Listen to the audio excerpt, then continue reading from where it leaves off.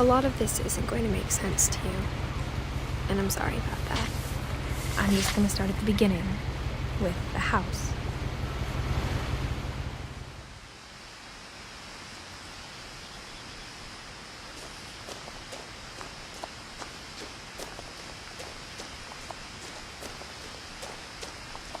I lived here until I was 11, but I wasn't allowed inside half the rooms.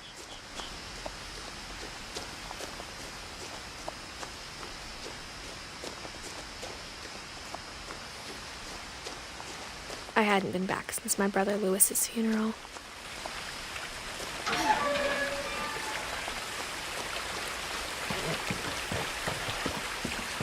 In her will, my mother left me a key, but didn't tell me what it unlocked. Maybe she thought I'd know, or she thought that the mystery would be enough to bring me back.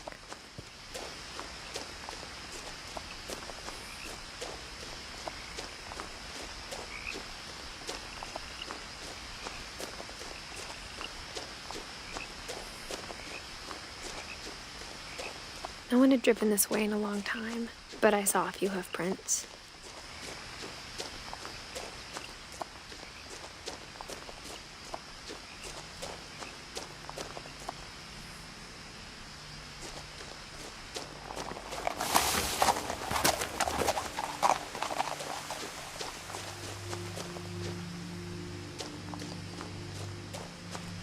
The truth is, even after I inherited the house, I never thought I'd come back to it.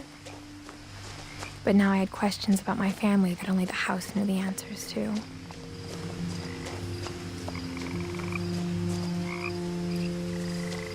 The house was exactly like I remembered it, the way I'd been dreaming about it.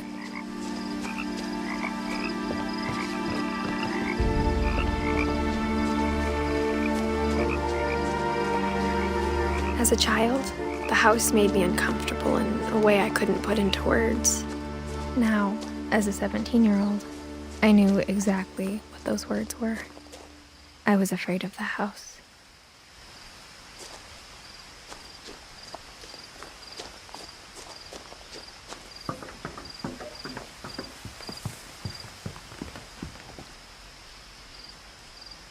I hoped the key might unlock the front door. It didn't.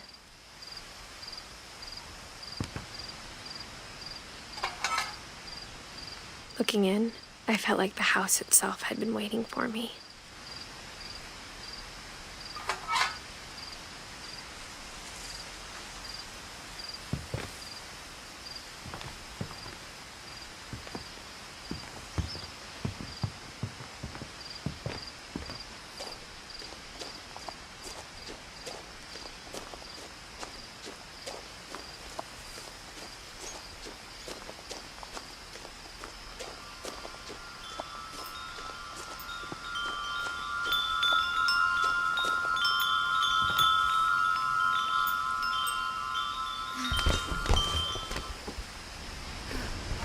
Crawling through the doggy door used to be a lot easier when I was 11.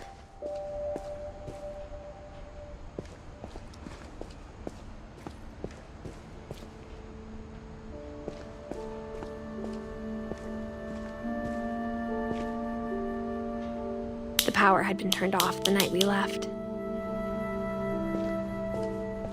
For the first time in years, I felt like I was home.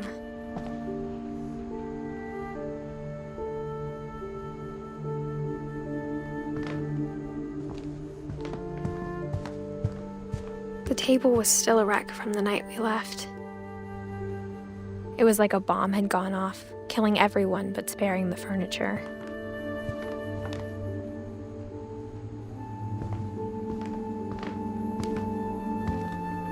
Nothing in the house looked abnormal. There was just too much of it, like a smile with too many teeth. Even the fireplace had a story. Edie told me the bricks came from the original house, after it sank.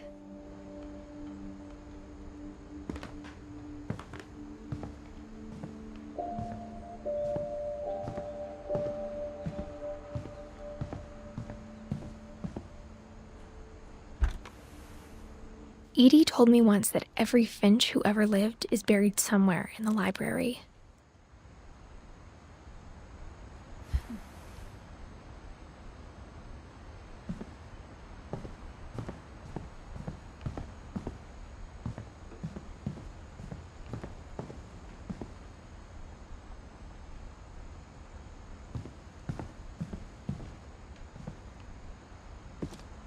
After Milton disappeared, Mom sealed up all the bedrooms. Then Edie retaliated and drilled peepholes.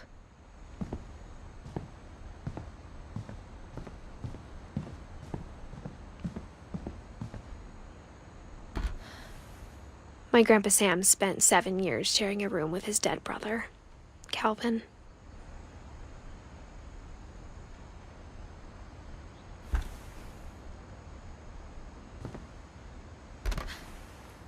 As a kid, I just assumed every house had peepholes and sealed rooms you weren't allowed inside of.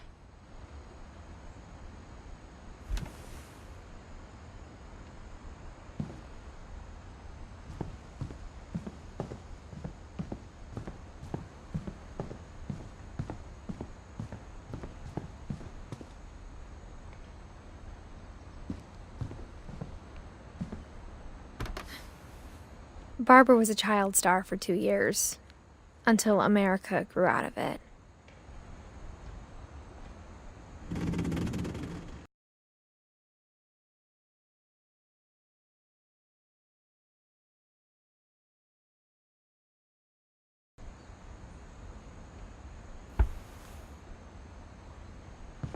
Edie's father, Odin, built the original house.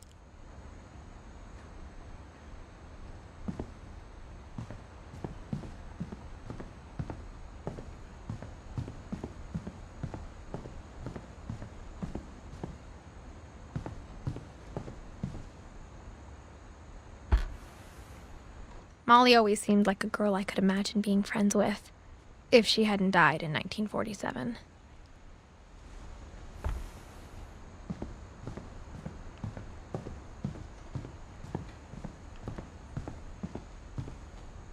Whenever people ask me about my family, the first thing they always want to know about is Barbara.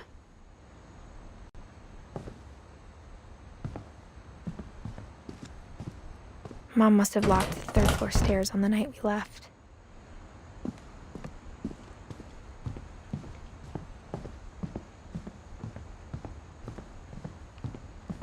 I spent a lot of time playing in Great Uncle Walter's room. I think my mom sometimes regretted not sealing it up. Lewis told me there were secret passages, but I never believed him.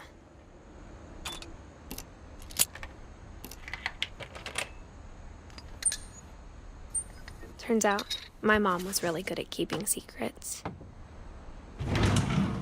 Now it was time to find out what my mom had been afraid of.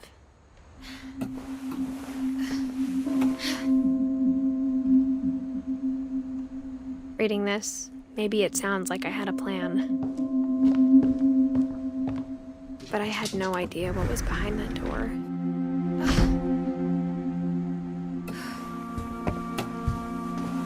Just like I had no idea where all this was gonna lead.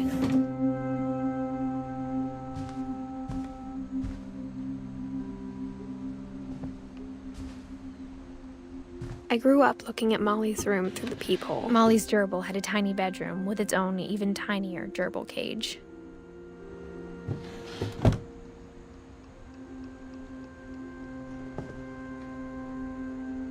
Being inside for the first time, I felt like I'd stepped behind a painting.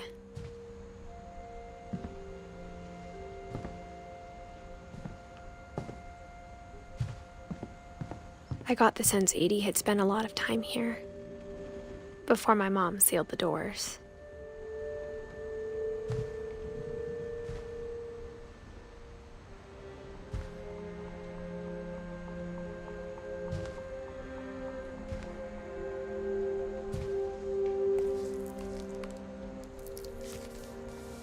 December 13th, 1947.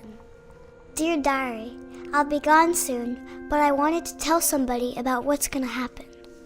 It started when Mom sent me to bed without dinner. I woke up and I was starving, so I looked around for something to eat.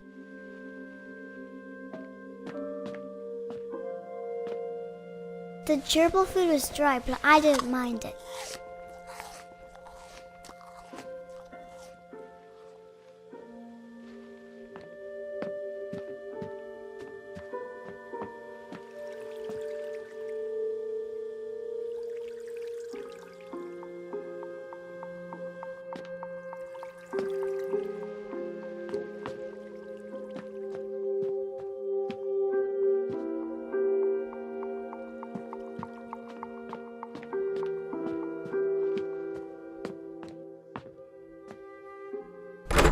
Mom, can I come out now?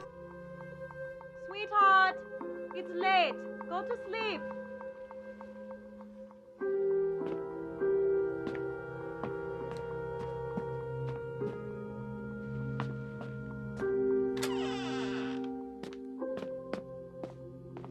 I kept eating and eating.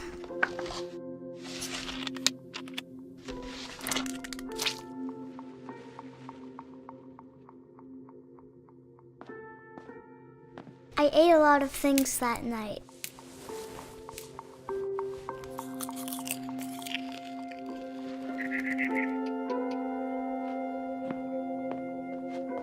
Then I heard chirping outside my window. It was a barn swallow going back to her nest. I reached out for her.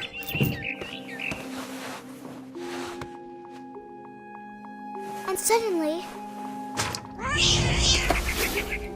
I was a cat.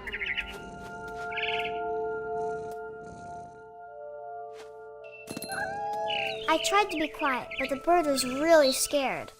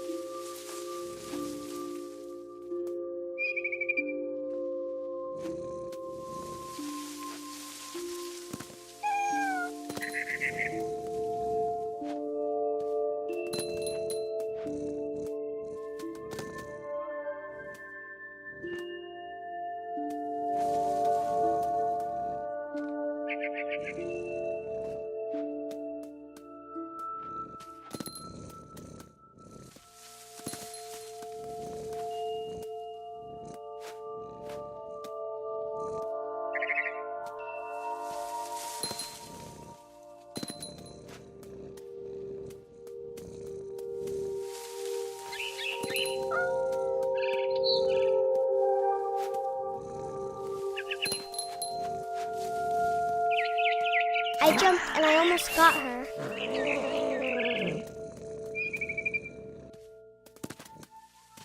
I could tell she was getting really tired. Now I was up in the big tree. I promised Dad I wouldn't climb it anymore. All I cared about was eating that mama bird.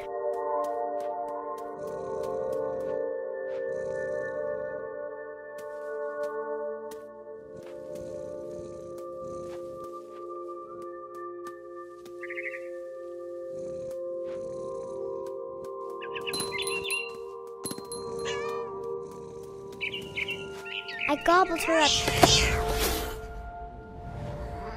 And suddenly, I was an owl. First, all I heard was the wind. Then I heard little teeth nibbling in the grass.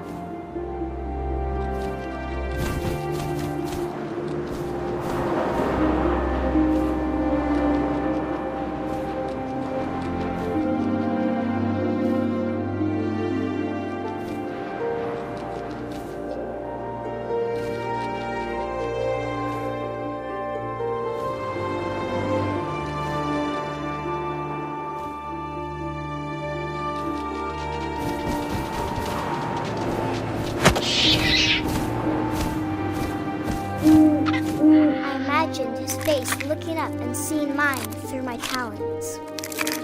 I swallowed him up, and I didn't chew one bit. Then I flew off to find something bigger.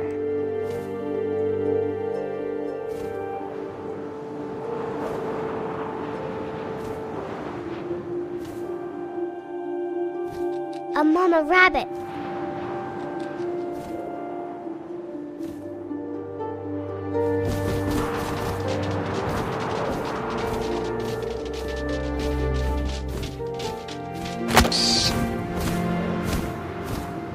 She was almost too big to carry. I started choking, but I couldn't stop eating.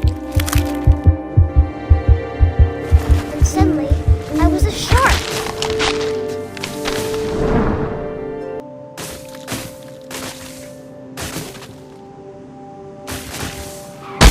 I rolled off a cliff and into the ocean. Now, I was hungrier than ever.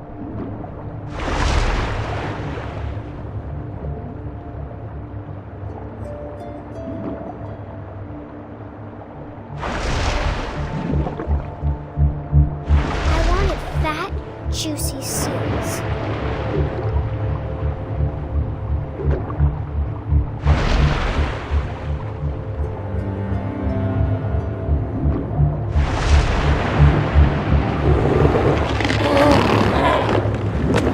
Off her flipper, and it tasted really good.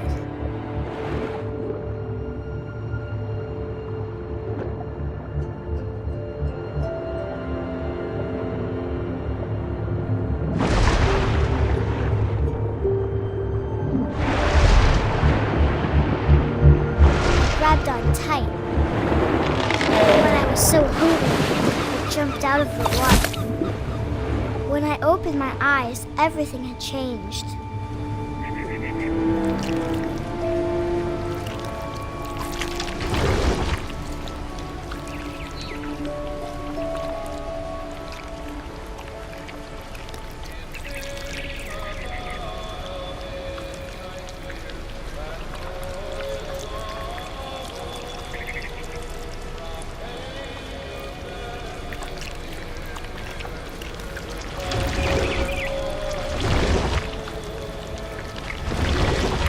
Now I was a monster, and I smelled people everywhere.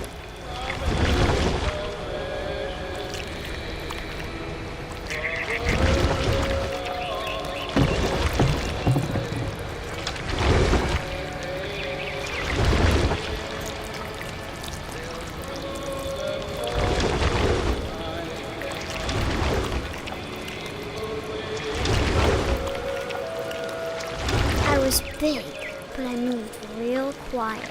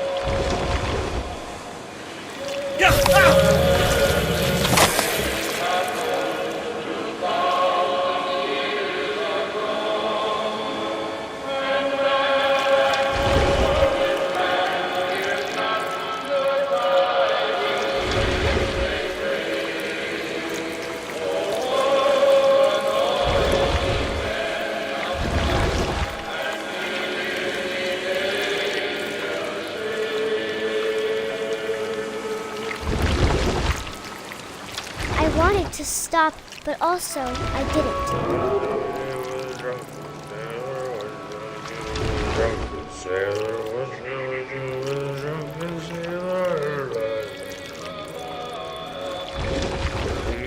Belly with a rusty razor, his belly with a rusty razor, his belly with a rusty razor.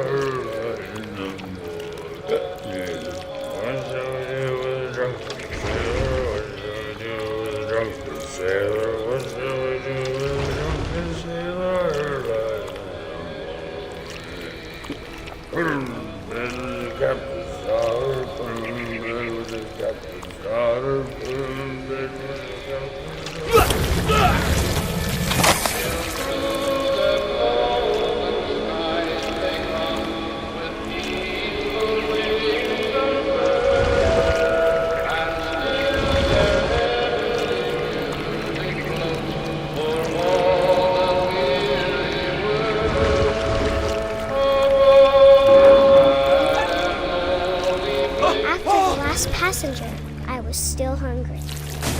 crossed the water, I smelled something new. Something I had to have, so I swam towards it. I slithered onto the sand, and the good smell went into an old pipe.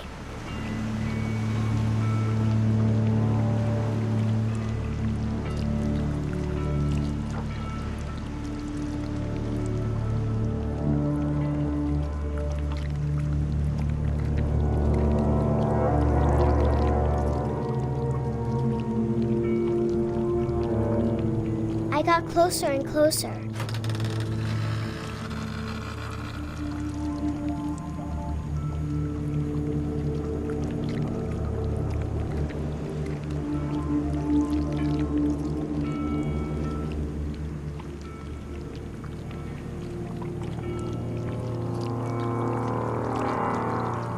All of my stomach started growling. And suddenly, I was me again. I held my breath for a long time, but I couldn't hear anything. I think it's waiting for me to fall asleep.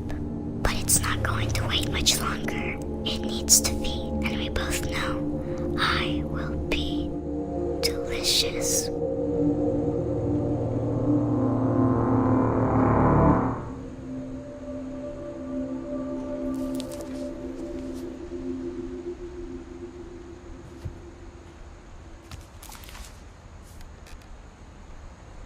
I'm not sure if I believed all of that, but I'm sure Edie would have.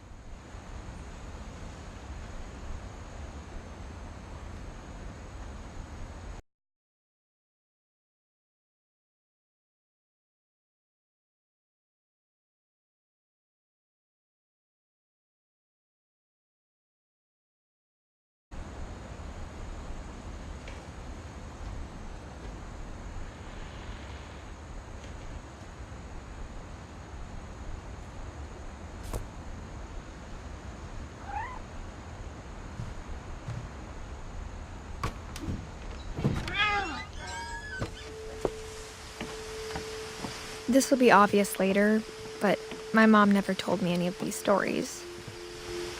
Edie would have, but Mom didn't like bringing up the past.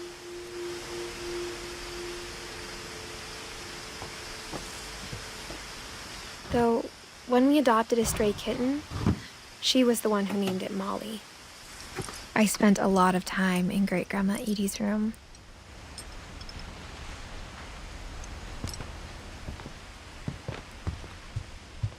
Her room was like a museum.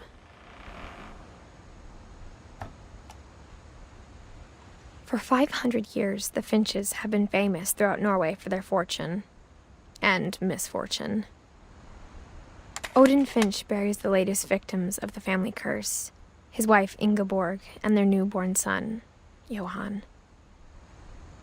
On January 7th, 1937, he set sail with his family and his house, hoping to leave the curse behind. But 40-foot waves off the coast of Washington send the house and Odin to the bottom of the sea. Odin's daughter Edie, with husband Sven and baby Molly, step ashore on their new home, Orcas Island. Odin Finch is the first to be buried in the new family cemetery. His daughter Edie is already dreaming of a new Finch house.